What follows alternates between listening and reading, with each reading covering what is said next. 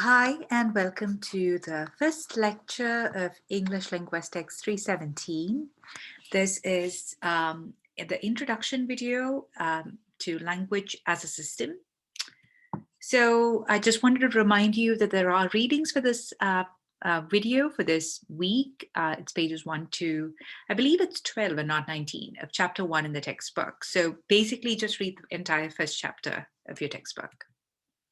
Okay, so I want to start with a video. So I'm going to stop sharing this and then try to open up YouTube. Okay. So let's watch this video and then we'll discuss this. Vicky Ricardo. Here, honey, I'll show you what I mean. Now, you take this book and pretend that our child has come to you and said, Daddy, read me a good night story. All right. There you are, Daddy. Once upon a time in the woods lived a peasant. He was a good man with a noble heart. He spent his time in the forest cutting down bushes from the trees. Cutting wood. Wait, just a minute. What is this bushes? Bushes, right in there. That's boughs. B-O-U-G-H is bow? Right. Bow. He spent his time in the forest cutting down boughs from the trees. Cutting wood all day made his hands strong and raw. One day... That's rough. Spelled the same way as the other. O-U-G-H. That's right. That shows how little you know about the English language. So I made a little mistake. Made his hands strong and rough. One day he cut wood so fast that by 3 o'clock in the afternoon, his day's work was through.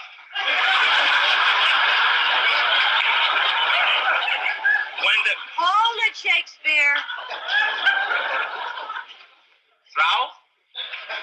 T-H-R-O-U-G-H is pronounced through. Through, that's what I always say. Now stop picking on me, will you? You're getting me all confused.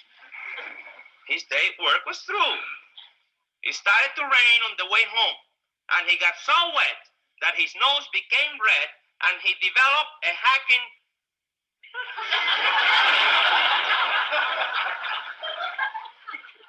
Goo?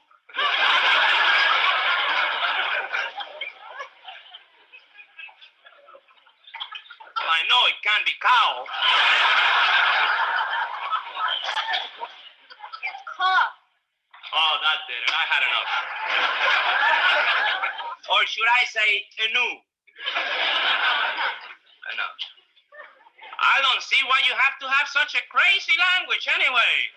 In Spanish, you don't have all those ow, oh, ooh, off, oof sounds. In Spanish, you got a sound, it sounds the same all the time. You write it the same way, it sounds the same way. No matter where you put it, it comes out the same way.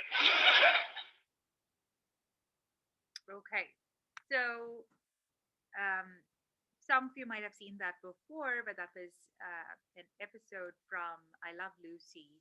And what you saw in that was that English can have the same spelling, O-U-G-H, in different contexts, and it could be pronounced differently. So you have cough, enough, through, etc. And a foreign language learner of English, so a second language learner of English, it sees the entire same spelling for all these words and has no idea how to pronounce it. So it shows you the arbitrariness of language that we've talked about in 315, right?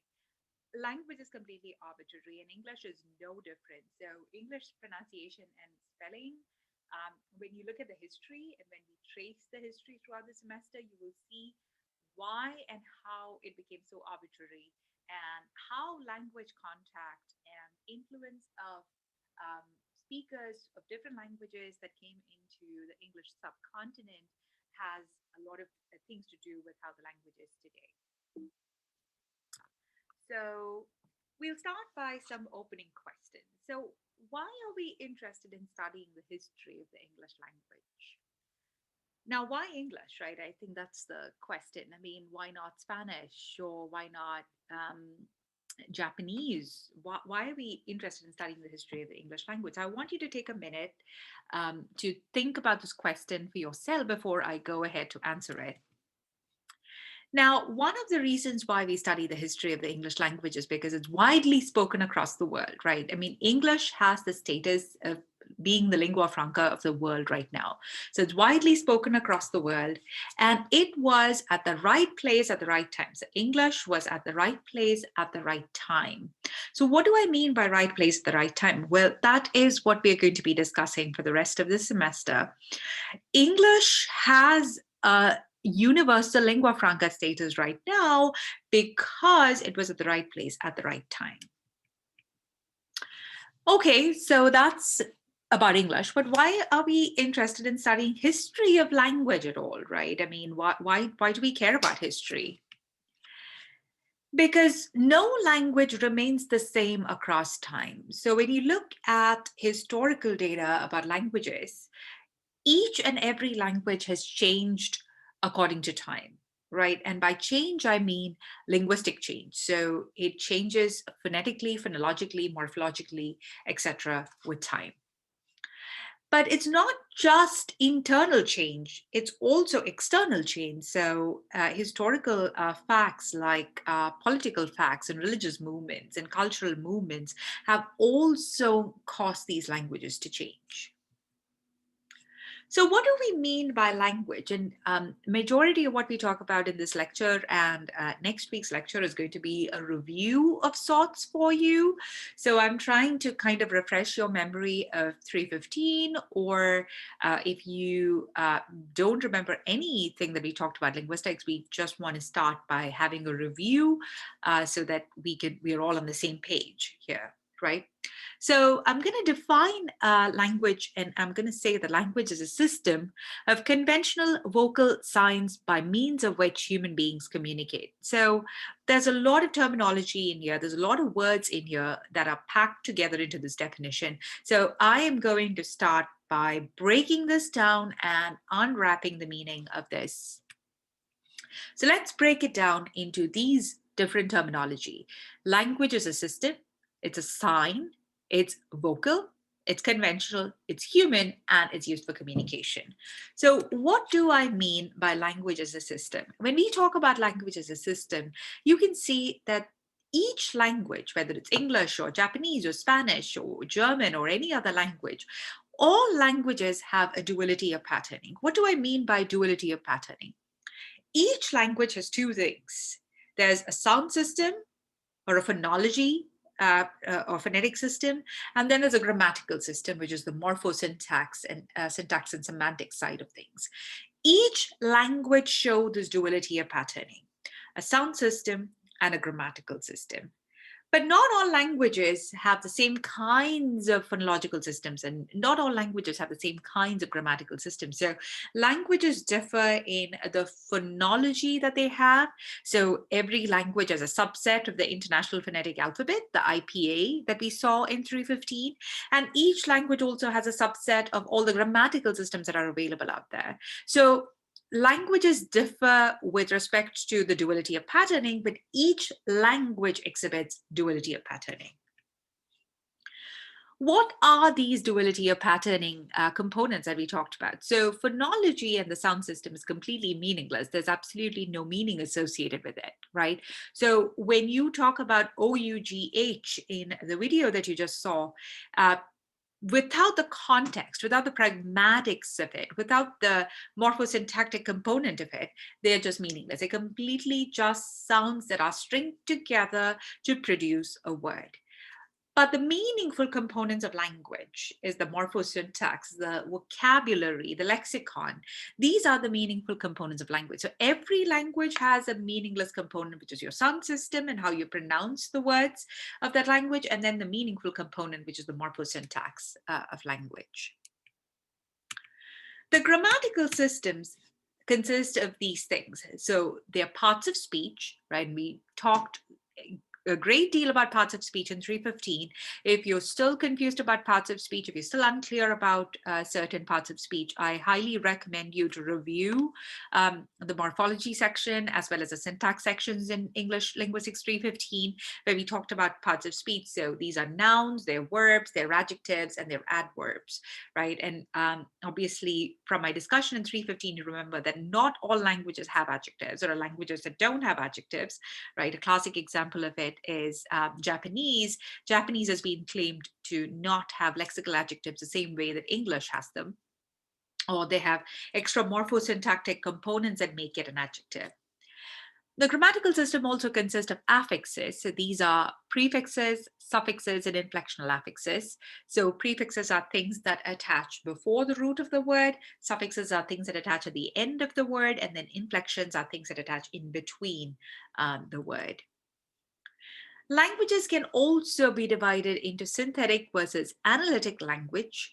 So let me just move my face right down so that you can see that. Synthetic versus analytic. Now, what is the difference between a synthetic language and an analytic language? Now, when you look at the history of English, you will actually see that English used to be a synthetic language. And then over time, as language contact happened and as language change happened, English moved into an analytic language. So a synthetic language is a language that heavily relies on inflections. So morphological inflections, right?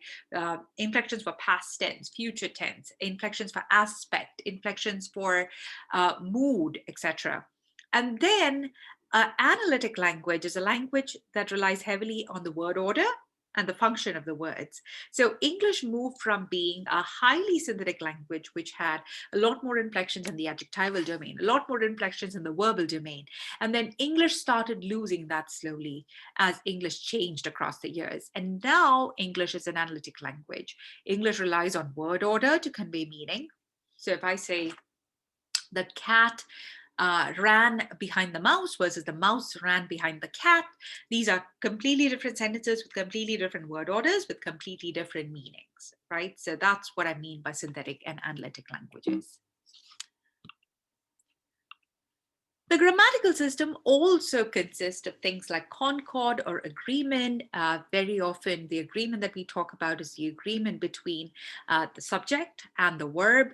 So I can say things like, I love to eat apples, but John loves to eat apples. So that S inflection on the verb signals third person singular agreement with the subject, which is John. So that's concord or agreement.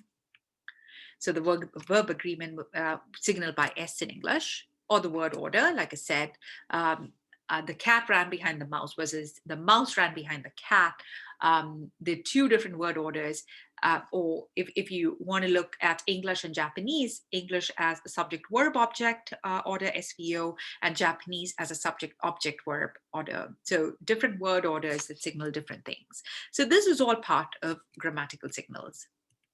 They also consist of function words. Function words are things that are articles, auxiliaries, conjunctions, or prepositions. They all signal a particular function. In some languages, they're optional.